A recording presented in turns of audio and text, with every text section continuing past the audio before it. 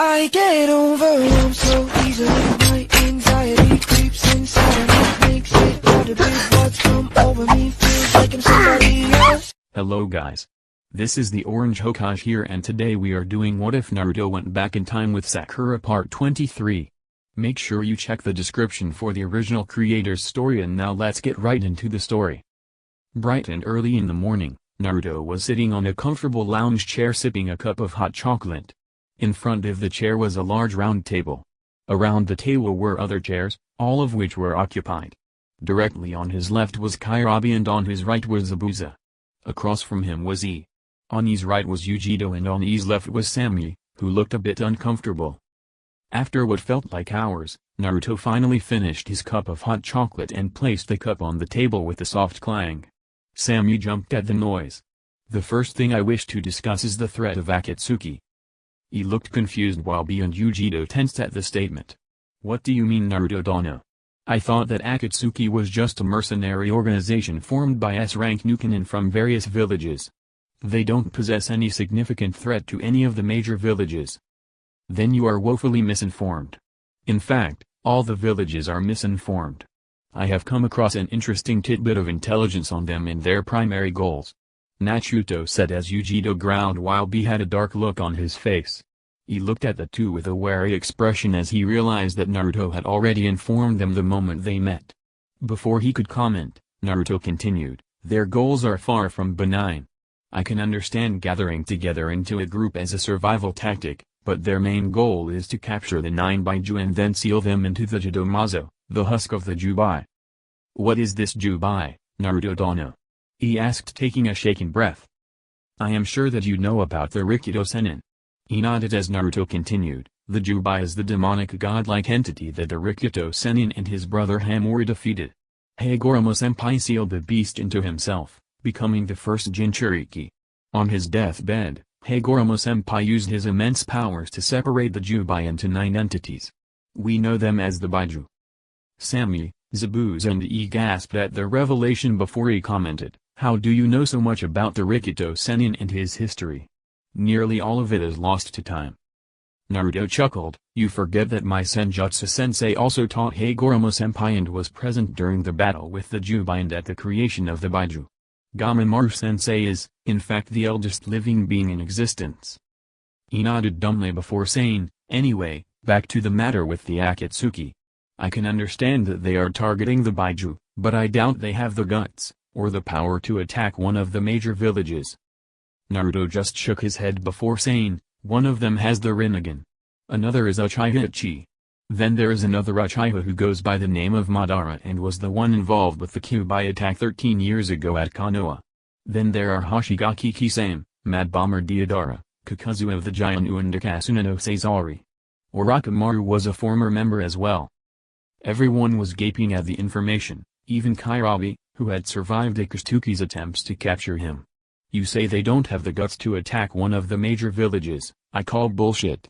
They have already done it. Besides, the one calling himself Madara had Yagura under a powerful Sharingan Genjutsu as well, and was controlling Kiri during all of Yagura reign.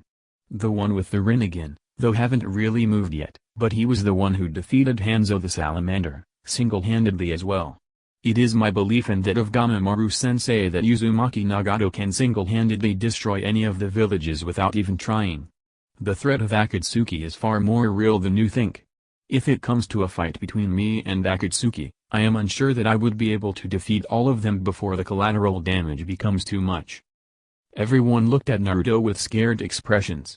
Naruto, the one being regarded as another god of shinobi, was not confident that he would be able to take on Akatsuki alone. But then again, he did say that was only because he was more concerned with the collateral damage the battle would cause. What do you propose we do? Prepare for the inevitable war that is coming. All of our nations need to learn to set aside our differences and work together. Only by working together can we hope to succeed. As for Akatsuki, I have already taken steps to minimize their capabilities. I was able to use a Uzumaki Kinjutsu seal to subvert the loyalty of one of their members. Ichi is not really a traitor, just deep undercover and will be recalled soon. The Rinnegan wielder, Nagato, should side with us. I have already approached him, and hope that he will have a favorable response to my proposal, as he is an Uzumaki. The danger will be the one calling himself Madara. He is the true mastermind behind their goals. Are you sure that this Nagato will side with his family? If he doesn't, then I will have no choice but to eliminate him as a traitor to the clan, but I doubt it will come to that. He only wishes for peace, but Madara has been twisting Nagato's desires to his own advantage. I believe that Nagato can be brought back to the light. He was a student of Jiraiya after all. If I succeed, he will be the greatest ally we will have against Akatsuki, and if I fail to prevent the resurrection of the Jūbi, the monster itself. He nodded, but Yujito spoke up, how sure are you that Nagato can be turned? 80% sure that Nagato will do what is right. Plus, his loyalty should be to his family. It is something that is ingrained in our blood.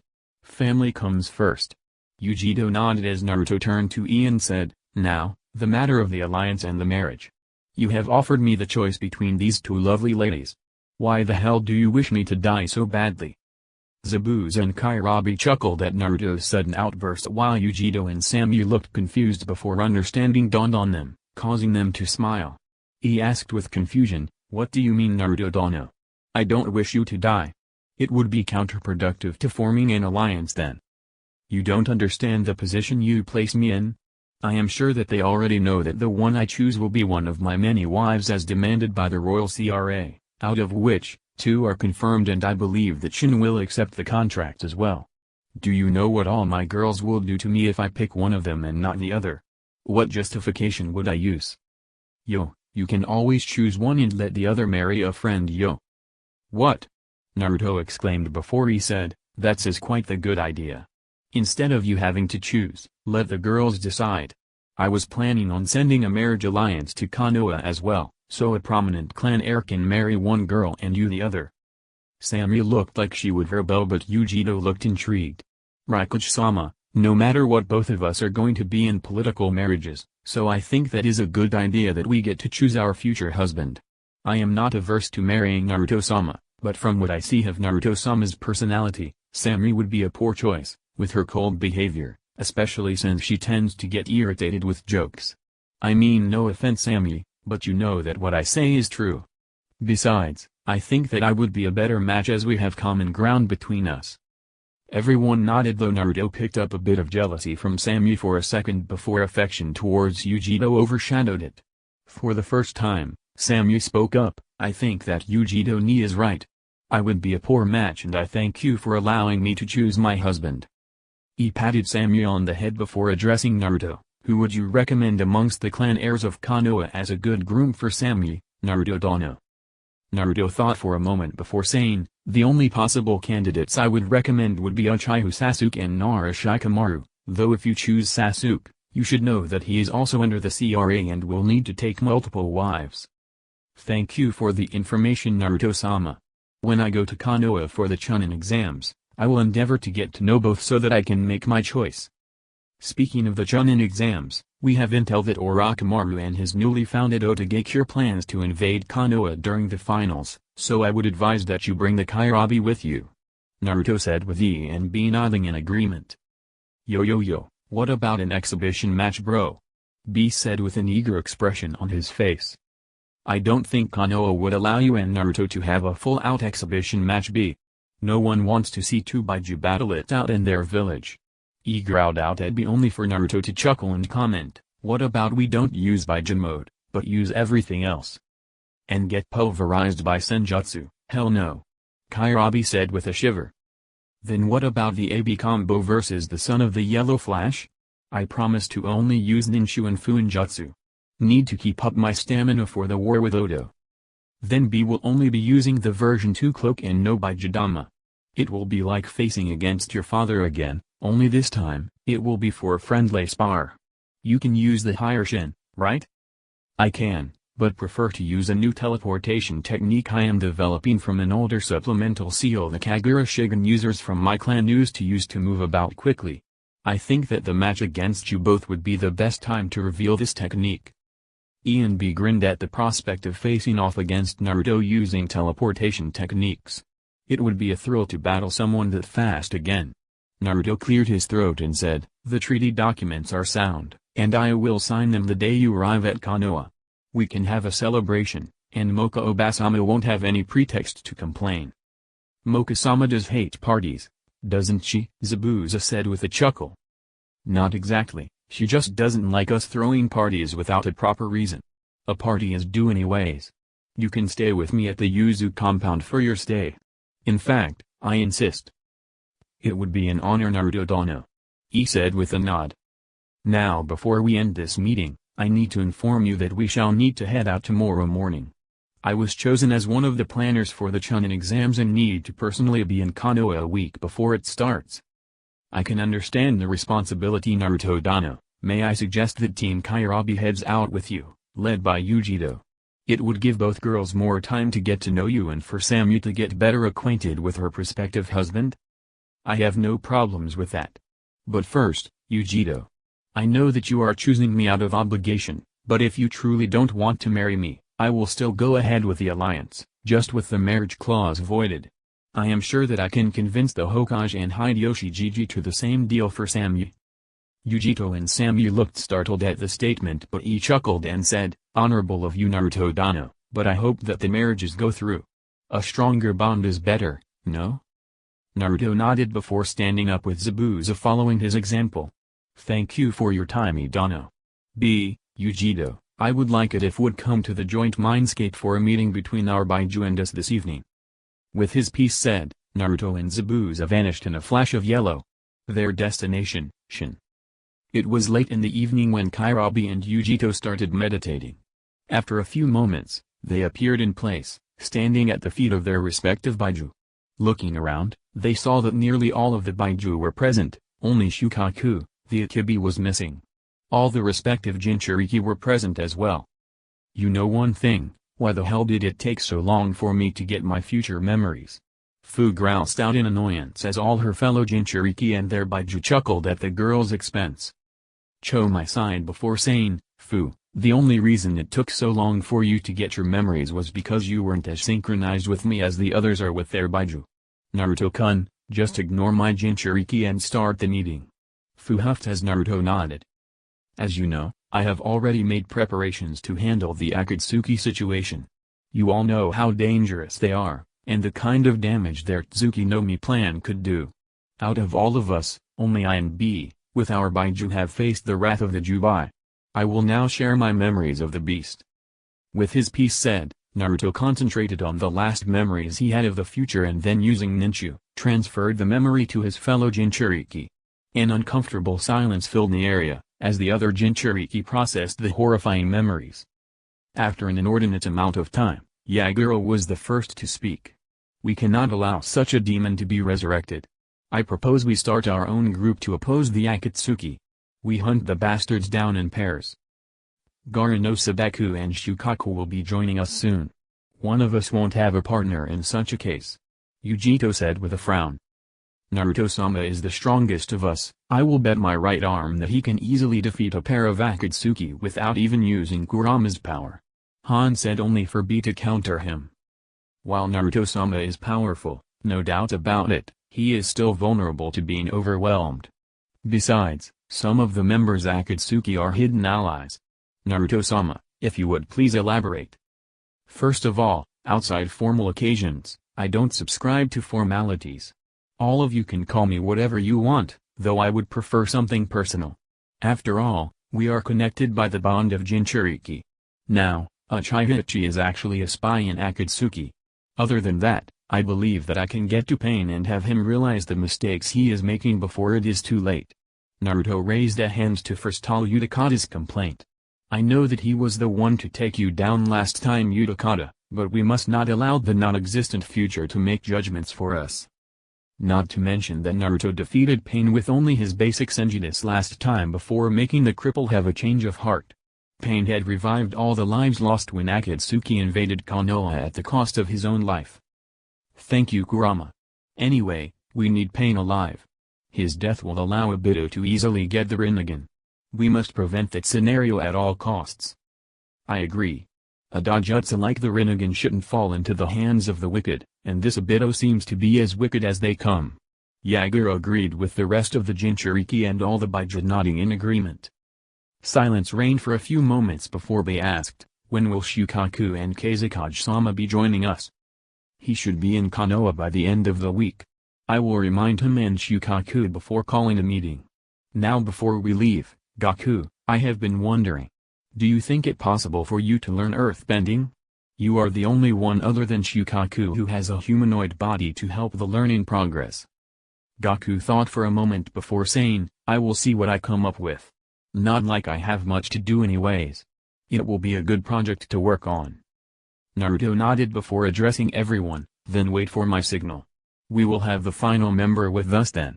Good night everyone, and make sure to keep an eye out for suspicious characters in your own villages. Akasuna no Sazori has quite the number of informants. Before we go, I have a warning. Be careful Naruto-sama, as it seems that the Tsuchikage wishes to form an alliance with you through marriage. Please tell me that it isn't who I think it is. Roshi. Naruto asked with a groan. If his suspicions were correct, then he would probably have a new fiancé. One who was both highly competitive and highly volatile. The worst thing was that he wouldn't even be able to reject the marriage without souring the already tentative relationship between Iwa and Konoha and her allies. If it is Kurotsuchi you are thinking about, then I am sorry to say that you are correct in your assumption. Don't worry Naruto-sama. The girl may be rough on the outside, she is a great big softie on the inside, though I would say that she is a tsundere at heart. Yujido, Fu and thereby just started giggling at the predicament Naruto found himself in. After calming down, Yujido asked with a teasing tone, oh my, it seems that you are collecting quite the harem Naruto-kun. Naruto blushed in embarrassment before quickly offering a thanks to Roshi before disappearing from the joint mindscape. As Kurama was slowly fading away, the old fox left with a single warning. Be careful not to tease him too much. You won't like the consequences, much like the Hyuga clan found out. That too while Naruto was an academy student. I heard that he was a notorious prankster and was known to be able to infiltrate and prank Anbu HQ, but I thought everyone was pulling my leg. Fu commented before bidding her farewell and leaving with Chomai. Outside the main gates of Konoha, was a large clearing, perfectly visible from the gates. As Kotetsu and Izumo watched from the gatehouse, playing cards, a massive group suddenly appeared out of thin air.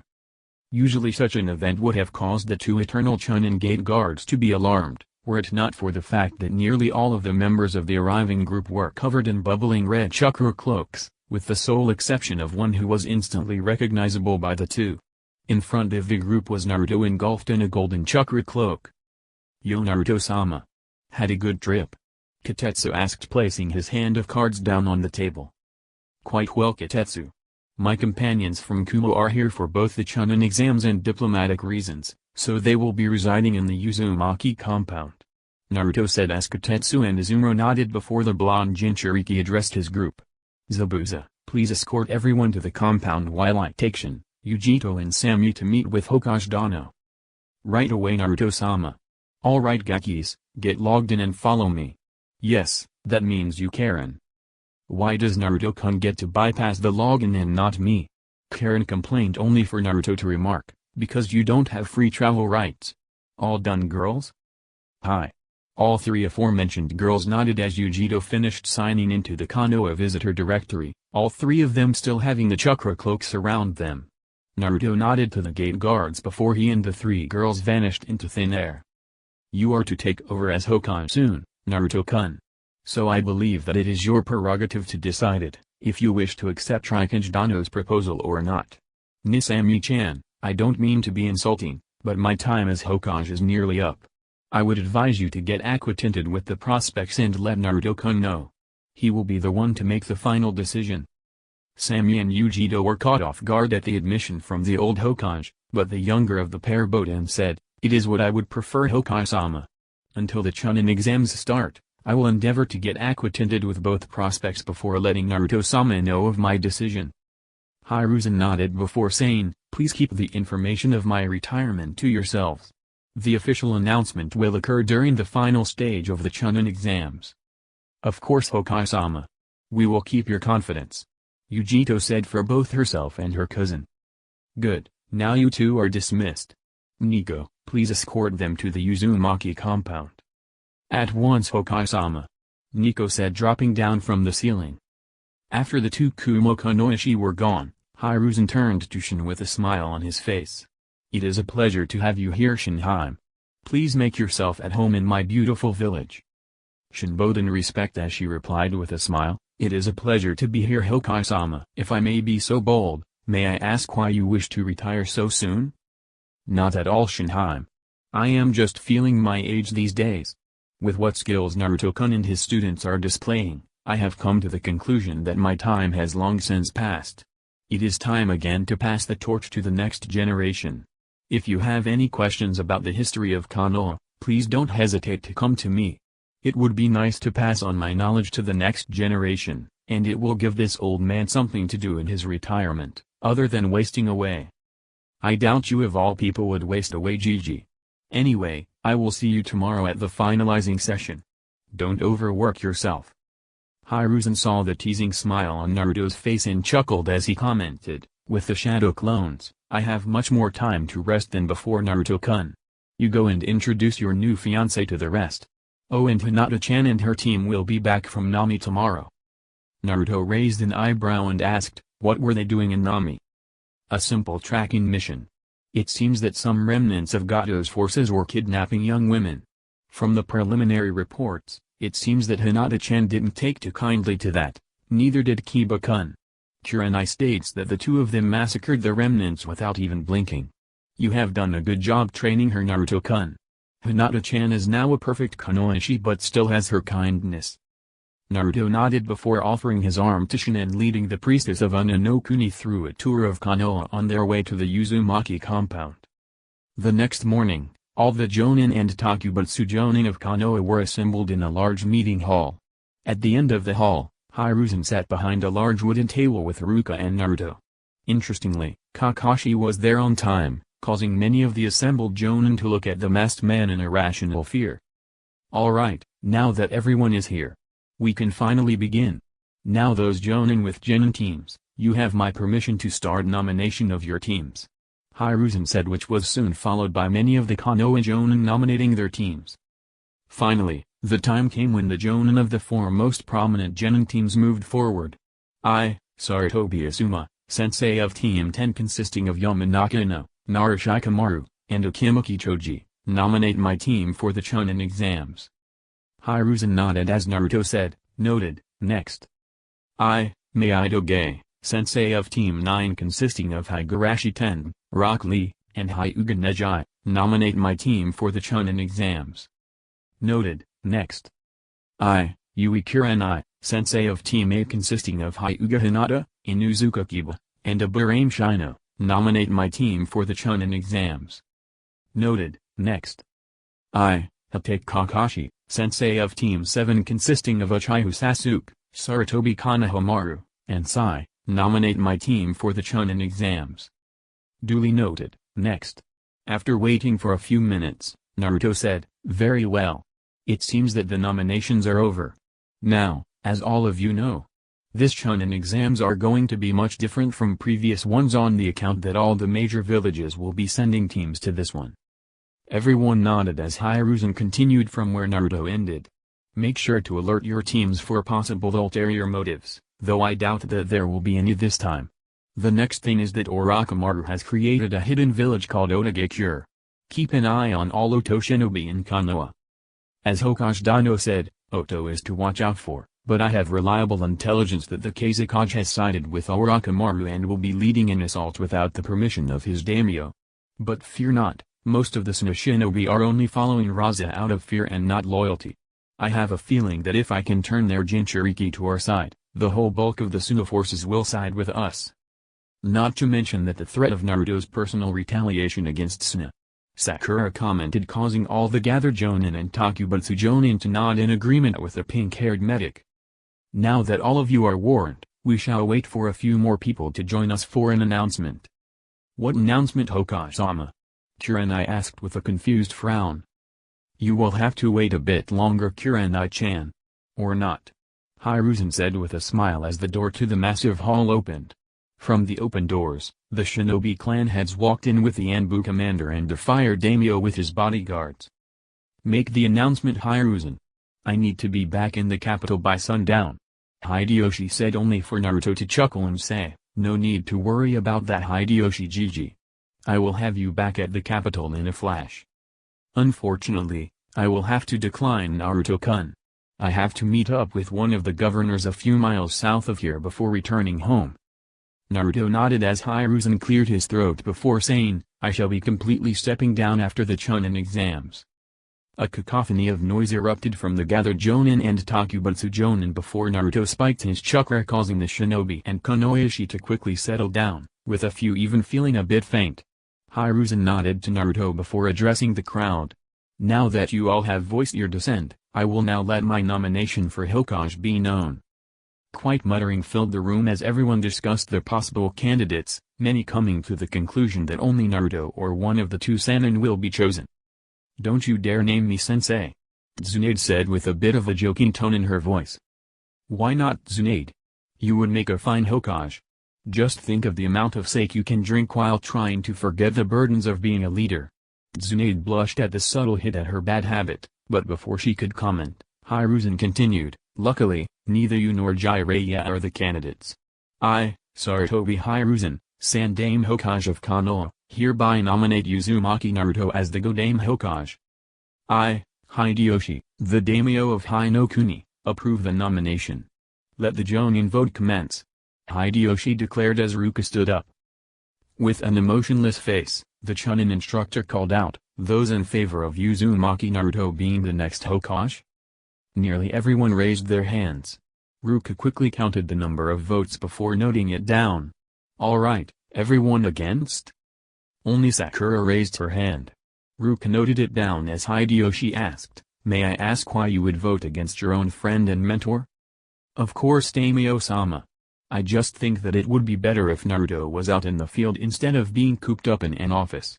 His presence as an active ninja of Konoha is quite the boon." Duly noted, and I had raised the same question with Hiruzen and Naruto-kun in private. They have given me a favorable answer. Will you please explain, Naruto-kun? Of course. Sakura, I will have a blood clone handling the administrative duties while I will be out in the field. If I am needed to personally attend to something, I can be here in a flash, as you know. I think that answers your query? Sakura nodded before saying, "Then I withdraw my vote and cast it in favor of him becoming Hokage."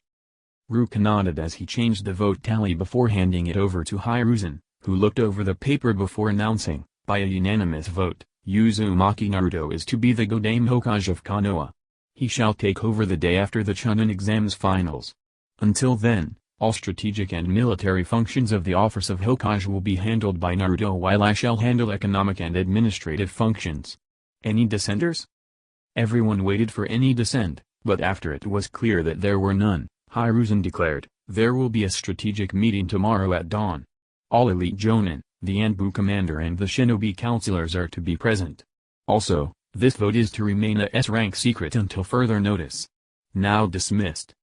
Many of the Jonin and Takubutsu Jonin congratulated Naruto before they left, leaving behind only Tsunade, Sakura, Shizune, the sensei of the Konoha 12 and Anko. Hideyoshi, Hiruzen and Ruka quickly leaving the room. "Anko, get ready to meet your teacher.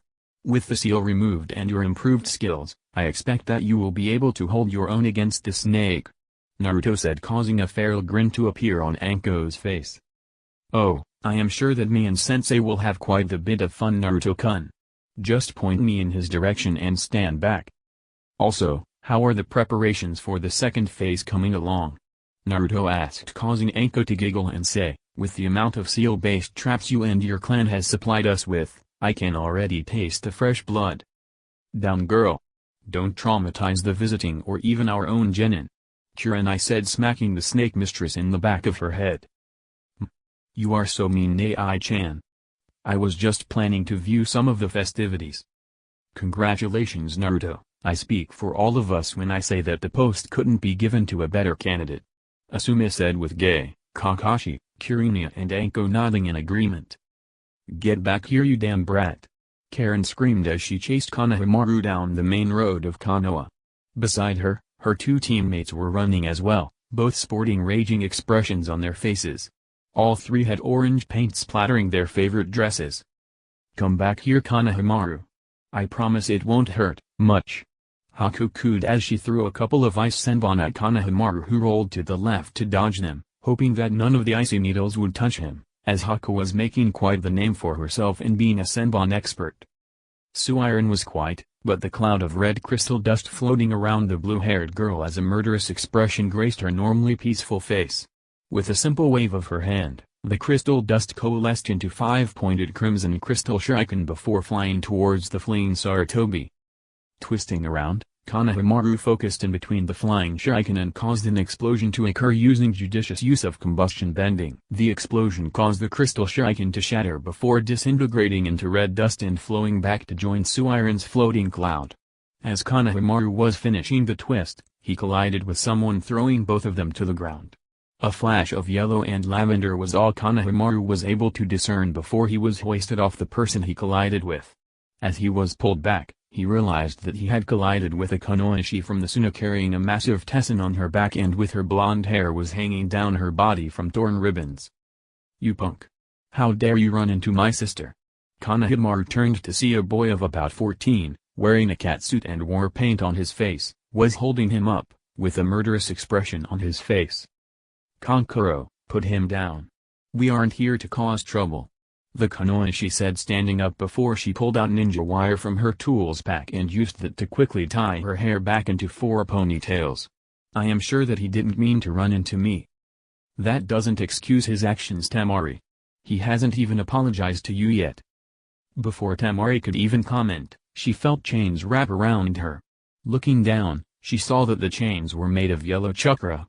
Across from her, Kankuro felt cold wet needle points touch his throat while glittering dust was wrapped around his arms, slowly crushing them. "I would advise you to drop him, Suna-san. You don't want to cause an international incident, do you? After all, attacking the Hokage's grandson without provocation is grounds for the declaration of war," a cold voice said, causing a shiver to run down Kankuro's spine. Both Kankuro and Temari stared at the source of the voice and saw a haze slowly lifting, revealing a black-haired girl holding senbon made of ice to Kankuro's throat. Turning her head, Temari saw that the chains were originating from a red-haired, red-eyed girl.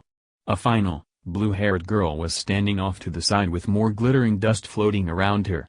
All three were sporting Hitai 8, that formed the lectures her father had given herself and her siblings, she recognized as Yuzu Hitai 8. Then she realized that the boy was also wearing a Hitai 8, though one of Konoha.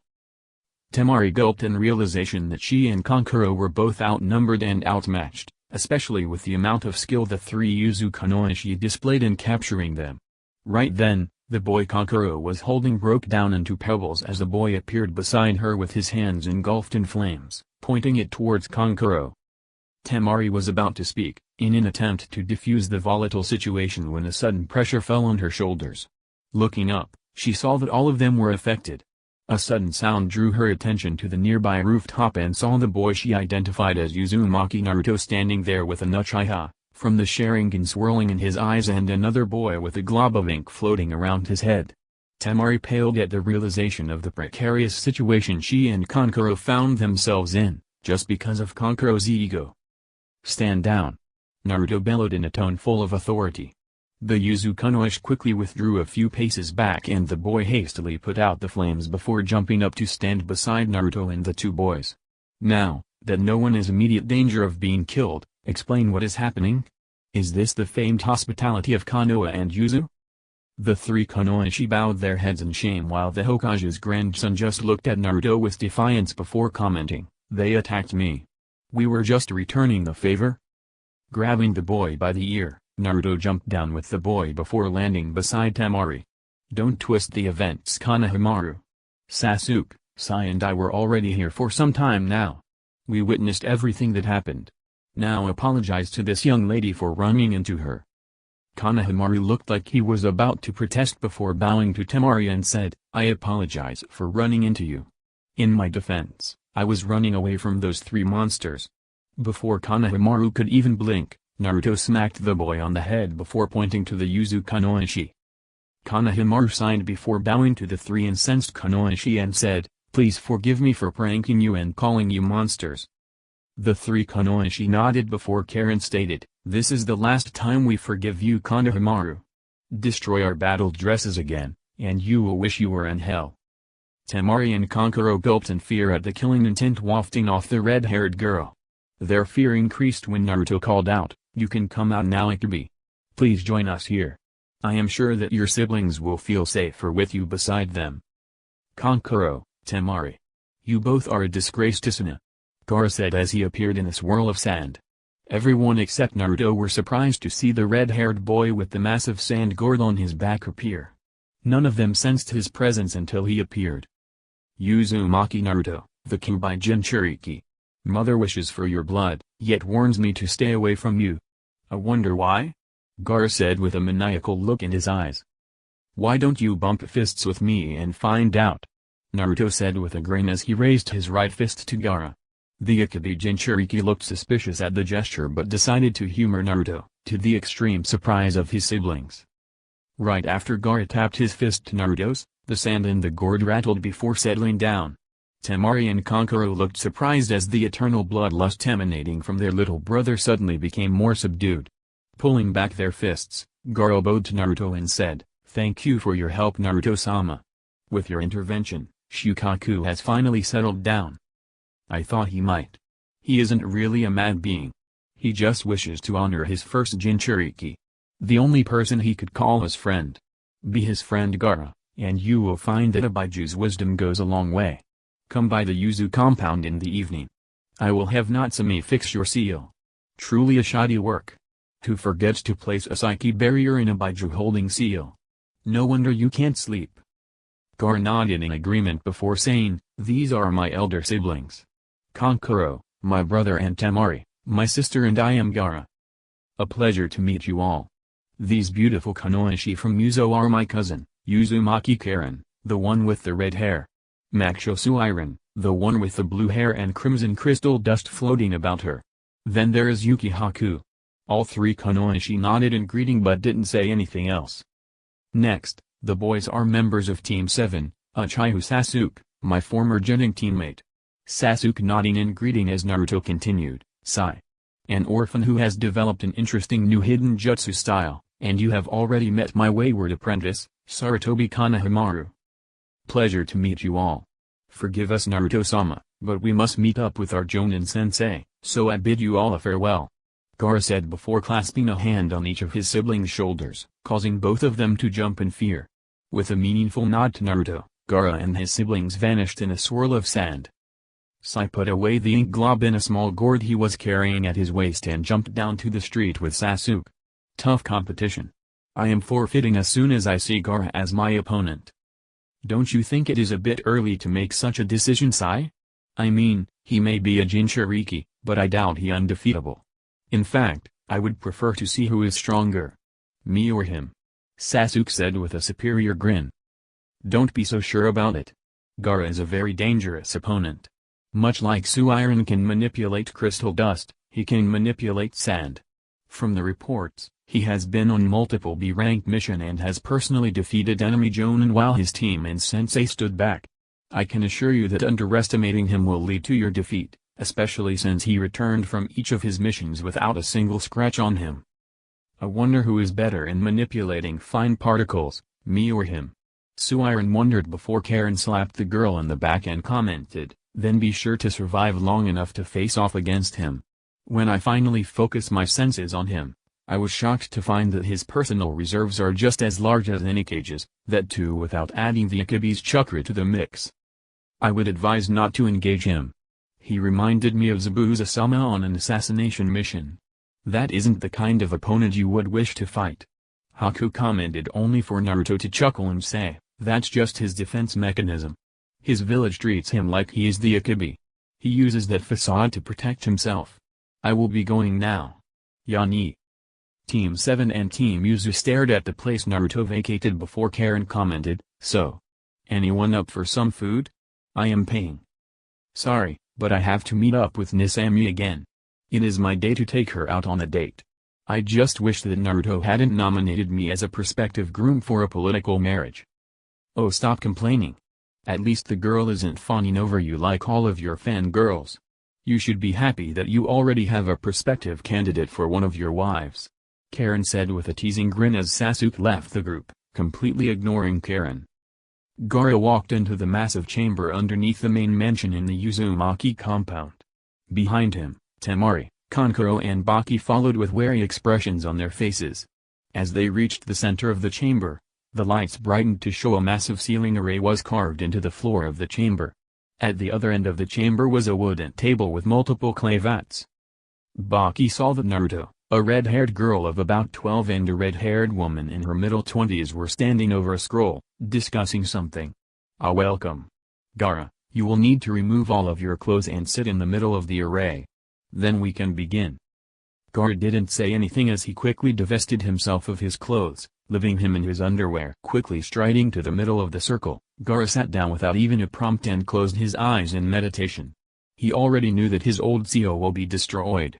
The pain he felt when Akatsuki had extracted Shukaku in the future was prominent in his mind. He was not going to let the pain show, just like last time. You three. Come and stand with us, while we prepare for the sealing. Do not touch anything and especially do not channel any chakra. The consequences may be catastrophic. Natsumi barked out, causing the three shinobi to follow her orders without complaint. After they were situated, Natsumi turned to Karen and said, "Be ready, Karen-chan. If Shukaku tries to escape, it will be your job to restrain him." Karen gulped before her red eyes glowed with determination as she focused her chakra to create the chakra chains. The Kongofusa was truly an awe-inspiring technique, but also difficult to master. She just hoped that she was ready to restrain a Bijū as Naruto's mother could. "I am filling the troughs, Natsumi. I hope you are ready," Naruto said as she tipped one of the vats of ink into a small sluice. The ink flowed down the sluice before slowly filling up the crave troughs in the array. After the troughs were filled, Natsumi walked forward with a brush and ink pot in hand. Gently laying Gaara down on the ground, Natsumi started drawing some seals around Gaara's stomach.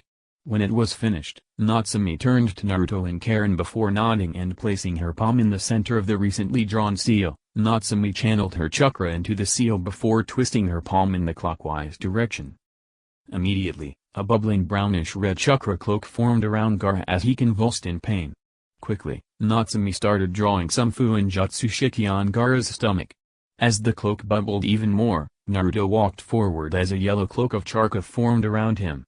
Naruto placed a glowing palm on Gaara's forehead and soon the bubbling cloak of brownish-red chakra was forced back into Gaara just as Natsumi finished drawing the seals. "Jump back, Naruto-sama. I am going to solidify the seal now." Naruto nodded and jumped back to the safety of the table as Natsumi quickly formed a few hand seals before placing her palms on both sides of Gaara's stomach and called out, "Fuinjutsu, Goshuteken Fuin." A bright silvery white light erupted from the newly forming seal before it solidified into a simple pentagonal seal with the kanji 4 iron at the 5 vertices and an Uzumaki swirl in the middle. Rubbing the sweat from her forehead, Natsumi stood up and walked back to the table before slumping on the chair. "It is done. He should wake up in a couple of moments, Naruto-sama." Naruto nodded and right after that, Gaara gave a groan as he sat up. "You know something? I didn't think that changing a Bijū restraining seal would be so painful. I feel so sore." "Gaara? Are you alright?" Baki asked with apprehension. He was stunned at the perpetual bloodlust being gone and was now afraid that he wouldn't be able to judge Gaara's moods. "Why the hell is there a second presence in my seal, Naruto?" Gaara asked with confusion as he stood up and caught his clothes, that Naruto threw towards him. "The second presence is your mother's soul. That sand protection you have is your mother's will to protect her baby boy. It seems that my parents weren't the only ones to think about sealing their souls or fragments of them in our seals," Naruto said with a grin. Gaara nodded before saying, "So that's why I always thought Shukaku was my mother. He was interfering with her emotions and feelings. Do you think I will be able to talk with her?" "I would advise against it until the seal is better settled. I have designed it to siphon off a bit of your chakra to support the continued existence of your mother's soul. You can try communicating with your mother's soul in a week's time." Gaara nodded at Natsumi's words before turning to his team and saying, "Father is betraying our morals and our honor. Baki, when my father comes to Konoha, make sure to inform me. I wish to talk with him." Baki nodded at the sudden authority dripping from Gaara's tone. The sudden sanity in the redhead's eyes also startled the Jonin, but he decided not to question it. If the sanity would prevent Gaara from massacring everyone in their sleep, then he was all for it. "As you wish, Gaara. Now we must be going now. I am sure that you wish to have a lion after being insomniac for so long. Gaara nodded as Baki turned to Naruto and said with a bow, "Thank you for your assistance Naruto-sama, Uzumaki-san, and Uzumaki-san. Do not mention it Baki-san. It was the least I could do to help a fellow Jinchuriki. Gaara, don't hold back during the exams. In fact, if you face against Konohamaru, Sasuke, one of the three from Yuzu, I would advise that you go all out." Karen paled at Naruto's advice. Gaara gave a bloodthirsty grin and said, "I wasn't planning on it. I just hope that you haven't overestimated your students Naruto." The three shinobi from Suna shivered at the sudden bloodthirst emanating from Gaara and moved away a bit out of fear. "I am sure that I haven't. See you all around." "It is as Baki-san said. You need the sleep.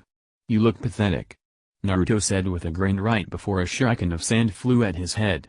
Without even blinking, Naruto waved a hand and took control of the sand with an impish grin. "Ninja is far greater than ninjutsu. Here, let me show you."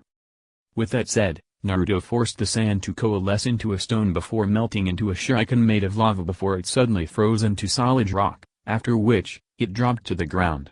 The Suna shinobi looked shocked at how easily Naruto stopped the sudden attack while Gaara chuckled, causing all of the Suna shinobi to shiver in fright. "A battle between us will be interesting. I hope we get the chance Naruto." "I am sure we will," Naruto said with a knowing grin. "Baki, Temari, Kankuro, let's go. I want to see how much sleeping will help me in getting stronger." Without even complaining, the three quickly followed Gaara out of the chamber and out of the Yuzu compound, leaving behind an amused Naruto and two confused Uzumaki women. So that's it for today guys. If you like this story and want more then please subscribe and turn on the bell icon. Until then take care and goodbye.